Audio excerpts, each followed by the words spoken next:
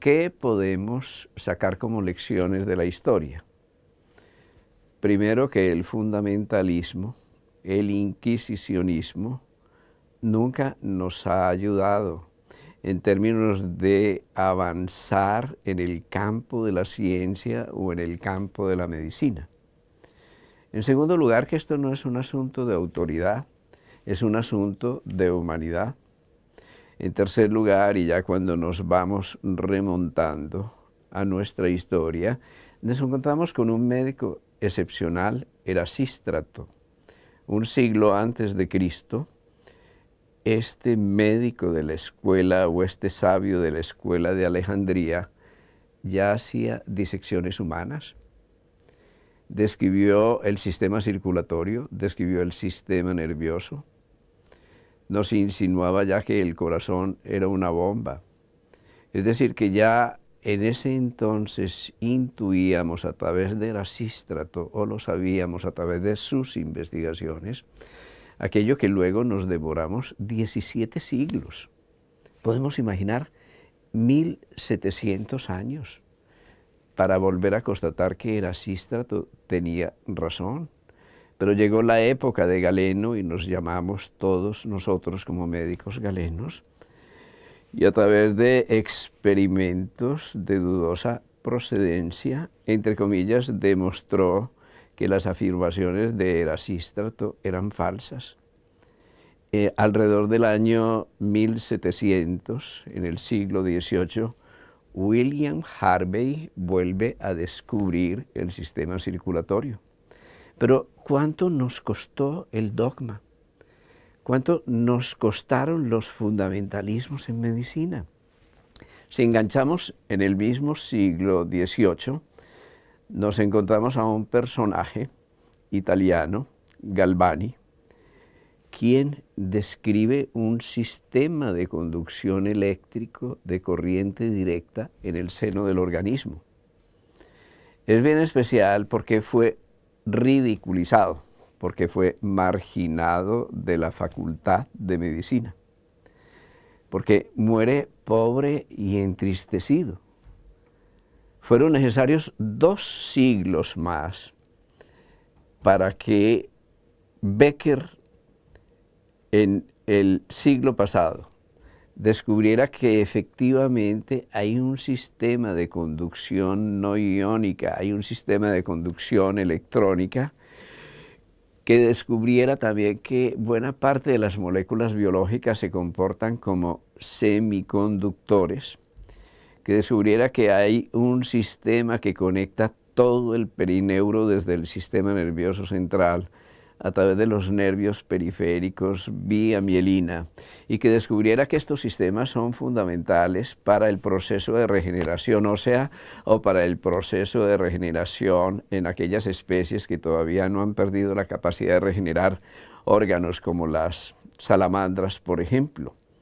Cuando nosotros miramos en el día de hoy lo que es el electrocardiograma, y más allá del electrocardiograma, el magnetocardiograma, cuando reconocemos todas las investigaciones que se pueden hacer estudiando el cerebro desde su campo de energía, el magnetoencefalograma, nos damos cuenta que estos campos magnéticos son producidos también por el movimiento de cargas o por el movimiento de corriente eléctrica continua o directa que está ocurriendo a través de estos semiconductores biológicos.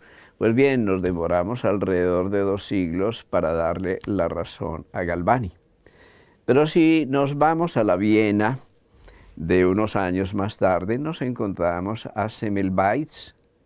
Semmelweis tiene un gran atrevimiento, y es el de sospechar que las enfermedades puerperales y la gran mortalidad alrededor del parto y posparto ocurría simplemente porque nosotros los médicos no nos lavábamos las manos. Es bien particular, porque íbamos al anfiteatro, hacíamos las disecciones sobre el cadáver y luego pasábamos a la sala de obstetricia y atendíamos con las mismas manos con las que habíamos manipulado los cadáveres, sin quitarnos tal vez el reloj o el anillo, atendíamos los partos. Pues bien, lanza en ristre el fundamentalismo de aquella época se vino encima de Semmelweis. Este hombre terminó en un hospital psiquiátrico. Terminó aislado y ridiculizado. ¿Qué tocó en ese momento nuestra visión del mundo o nuestro orgullo? ¿Qué nos impedía a nosotros simplemente lavarnos las manos? Pero cuando más tarde podemos hablar de aquello que concierne a la causa de las infecciones, los microbios, podemos encontrar un reconocido artículo en una reconocida revista, New England Journal of Medicine, que se refería a las investigaciones de Pasteur de una manera muy especial. Prácticamente nos decía que ya teníamos suficiente con el terrorismo de aquellos que decían que los marcianos eran unos hombrecillos pequeñitos y verdecitos que nos iban a invadir. Pues para Pasteur esos invasores no solo venían de Marte, sino que venían del interior y eran los microbios, poco menos que un terrorismo y una irresponsabilidad imperdonable para lo que es esa reconocida revista científica. Y si nos vamos así dentro de lo paradigma de lo que llamamos los fundamentos, el fundamentalismo y los dogmas, pues nos vamos encontrando también en el seno de nuestra ciencia, de nuestra evolución, ese tipo de dogmas. Uno de los científicos más reconocidos en su tiempo, Lord Kelvin, a finales del siglo XIX declaraba y comienzos del XX declaraba contundentemente: los rayos X son una estafa. Pues no es muy distinto del lenguaje de algunos personajes que en el día de hoy consideran todo lo que no entra en el sacro, santo, sagrario de sus propios sistemas de creencias, que consideran que todo aquello que no hace parte de sus sistemas de referencias es una estafa. Pues bien, nos vamos a comienzos del siglo XX y allí nos encontramos algo bien particular. Buena parte de los científicos de su tiempo, asociados a la Iglesia, generan una declaración bien contundente. Ex cátedra: es imposible que un objeto más pesado que el aire pueda volar.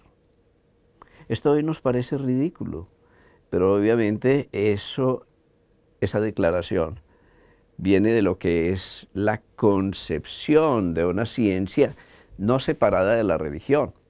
Pudiéramos decir, y es que la ciencia hoy podría ocupar el lugar de la religión, el lugar de la Inquisición. Podríamos decir que es que la medicina tiene que ser científica y es solo científica. ¿Cuánto de arte, cuánto de humanidad, cuánto de subjetividad hay en una relación terapéutica? ¿Cuánto del ritual del chamán en su contexto cultural específico puede tener un efecto terapéutico? ¿Cuánto de nuestra psicología, esa psicología profunda, está incidiendo en nuestra neurología y está incidiendo en nuestra inmunología para empezar a reconocer que la psiconeuroinmunoendocrinología nos está hablando en este momento de un hombre multidimensional, cuyo análisis se escapa con mucho a nuestra concepción de la biología molecular?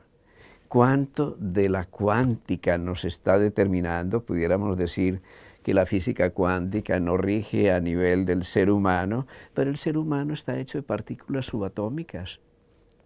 Y en ese microcosmos de las partículas subatómicas rige ese mundo extraño de la interdependencia, de la conectividad y de la no localidad. ¿Cómo incide la conciencia en la expresión de nuestro genoma? ¿Cómo nuestros estados de ánimo están incidiendo en la manera como se expresan nuestros genes? ¿Cómo la epigenética está determinando nuestra genética? ¿Cómo nuestros hábitos se están pudiendo transferir también a la descendencia? ¿Cómo podríamos seleccionar a un médico y decirle, usted es científico o no es?